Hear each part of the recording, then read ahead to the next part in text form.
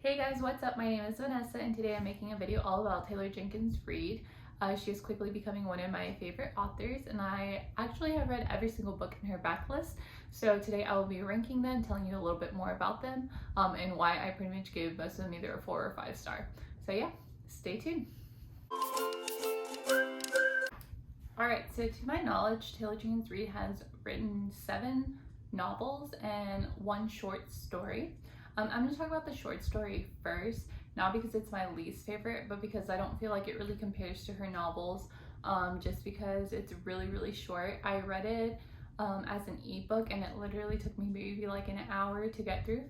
Her short story is called Evidence of the Affair, and this is actually written in one of my most favorite ways that books can be written or things that I enjoy reading. It is through letters. So this follows 2 characters. It follows Carrie and David. Carrie actually finds letters of an affair that her husband Ken is having with David's wife. How did I already forget her name? Janet. Okay. With David's wife, Janet, and Carrie pretty much makes copies of all these letters, sends them to David, has never met David before, and is kind of like, hey, this is what's going on. Our spouses are having an affair with each other. Thought you should know. Don't really know what to do about it. And then we kind of get to see what happens with the affair and how they communicate and what comes of their friendship. And I really liked it. It was a good short read. If you have a little bit of time just to read it real quick. If I had to rate it, I would definitely give it like 4.5 stars out of 5. I can't give it 5 just because it just wasn't enough, but it was definitely really great. So now I'm going to start with like my least favorite to my most favorite. Not to say that my least favorite is by far like awful or anything, because I'm pretty sure I gave it 4 stars on Goodreads, even though I think that it would be more of a 3.5 stars now that I think back on it, just because it has some tropes that I don't really like. Okay, so number 7 on the list, my least favorite, is going to be Maybe in Another Life.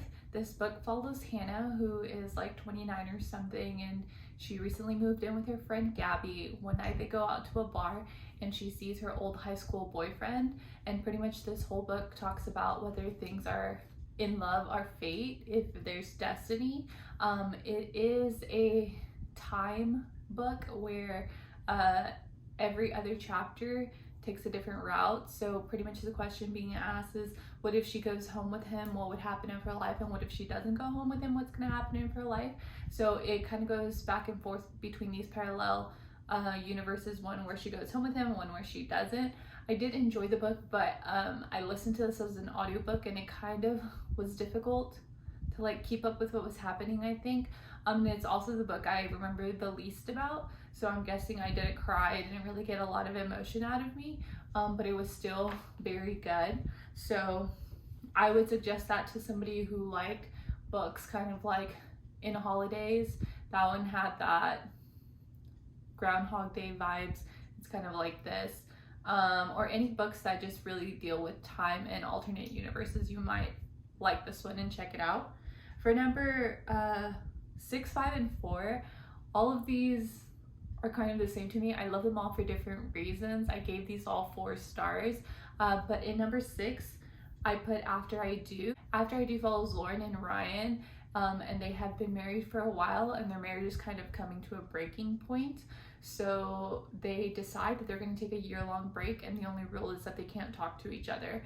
And it's kind of in hopes to like save their marriage, but also maybe see if they really want to be married to each other. So this book is the most recent of the 7 that I've read, so it's the freshest in my mind.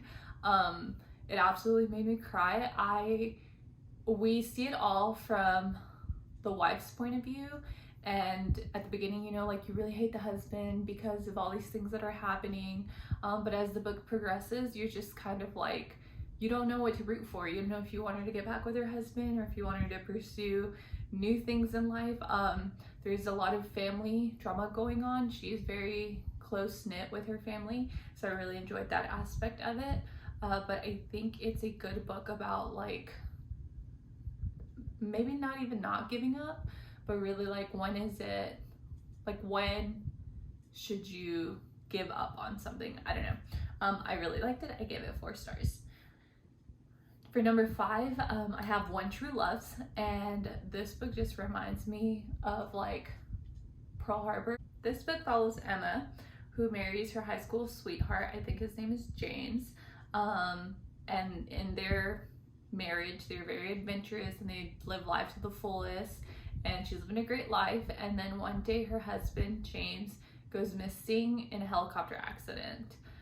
So she pretty much has to continue her life, and we see her mourn him, and she moves back to her hometown to help her parents with the bookstore that they own. And you kind of see her go through it because her husband's gone pretty much. And then she kind of rekindles a friendship with this guy named Sam that I think she knew from high school. And they start to like fall for each other, and they get engaged. And then once they're engaged, she gets a call that her husband's actually alive. So this whole time she thought he was dead, and he's actually alive. So she has to kind of go through it and figure out what she really wants, if she's gonna want to be with her high school sweetheart, her husband, or if she has already like moved on and she wants to be with Sam. And I think something that Taylor Jenkins Reid does so well is she makes it so hard for you to root for one person.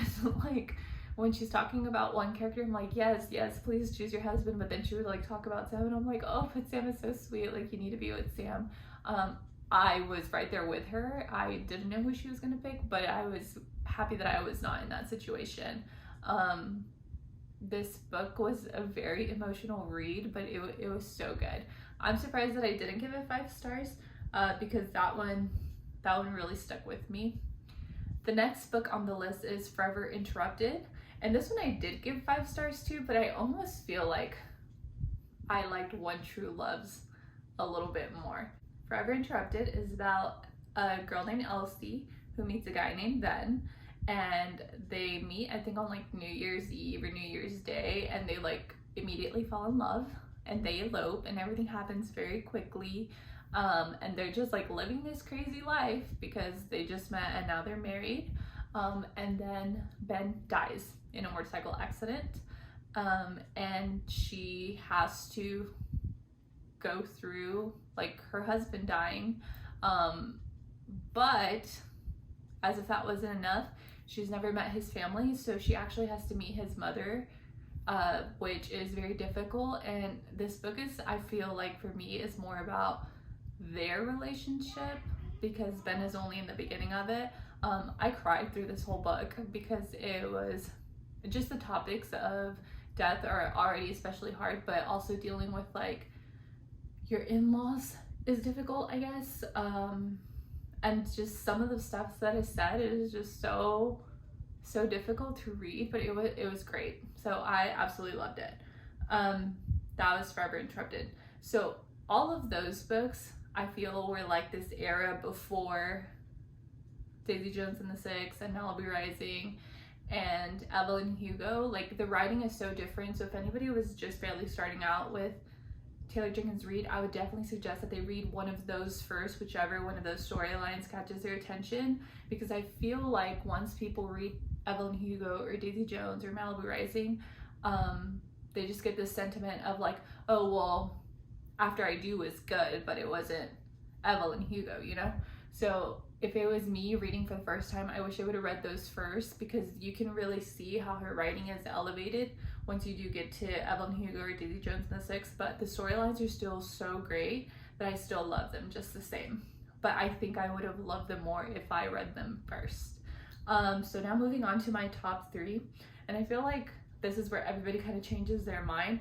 Actually, I don't know. I feel like it's pretty safe to say that my 3rd favorite Taylor Jenkins Reid is Malibu Rising, and that is her newest novel.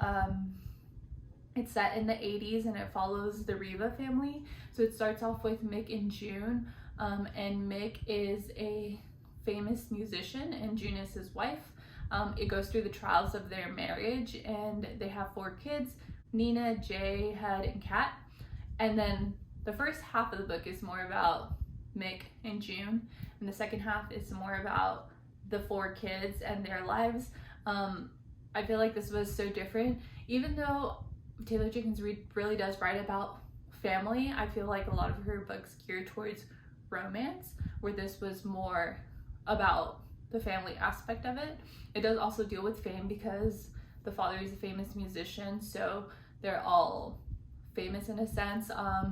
Two of the children are surfers, and then Nina's a supermodel, so there's a lot of fame going on, but I think Taylor Jenkins Reid does that very well. I love the writing in this book. I really felt like it gave that experience of that elevated writing that we see in Evelyn, Hugo, and Daisy Jones and the Six. It just wasn't, it was still a 5-star for me, but it didn't hit me the same way that Evelyn and Daisy Jones did. So that's why I put it at number 3. Also, a really cool thing is that those 3 books and the short stories all happen in the same universe, so they all kind of mention one another, like subtle hints. I'm pretty sure I saw recently on a TikTok, it was a interview with Taylor Jenkins Reid, and she said that it was actually a set of 4 books, that the newest book that she's coming out, that she's currently writing, is set in the 90s, and it has to do with the 90s icon. So I'm really excited to see who that's about. But Malibu Rising is set in the 80s. My number 2 pick, Daisy Jones and the Six, is set in the 70s. And then Evelyn and Hugo kind of starts in the 50s, but really it's set in the 60s when it's talking about all of her husbands. So talking about Daisy Jones and the Six next. I listened to this on audio, and it was my first like full cast audiobook, and I feel like that is the only way you need to enjoy this book because it was wonderful. It gave me VH1 like behind the music vibes. While I was listening to it, it sounded like I was listening to like something about a real band. It was so good. It follows Daisy Jones in her journey to become this like rock star pretty much, and all of her trials in the music industry and her bandmates like seeing their point of view of everything that was going on. But again, it talks about this like found family, it talks about romance, it talks about loss and just like hurt and everything. I loved it so much. I definitely gave it 5 stars. It's probably to this day my favorite audiobook that I've ever listened to, so if you haven't listened to it on audio, check it out. And then at number 1, I put The 7 Husbands of Evelyn Hugo because duh, Evelyn Hugo is awesome. I love her. So like I said before, this starts in the 50s but kind of takes place pretty much from the 50s to the 80s. It is a book written in the point of view of a writer who is getting to interview Evelyn for the first time, like a tell-all story about her life and her 7 husbands that she dated. So Evelyn is this Hollywood movie star, and she has been married 7 times, and everybody wants to know what it's about. But really, this book is about Evelyn being like non-apologetic, just being this powerful person in everything she goes through. It's about friendship. It's about love. I loved it so much. And then it's just like, she still gives you those shocking moments, and it's so good. But yeah, that one was my absolute favorite. I'm so excited for any new releases that Taylor Jenkins Reid puts out. She is an auto buy for me. I own Malibu Rising. I also own Evelyn Hugo, and I probably will buy Daisy Jones and the Six, and then obviously her new book that comes out, just because those 4 kind of go together. But yeah, thank you guys so much for watching. Hopefully you guys pick out one of these books.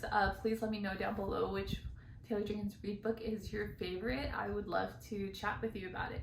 Thanks so much for watching. Bye.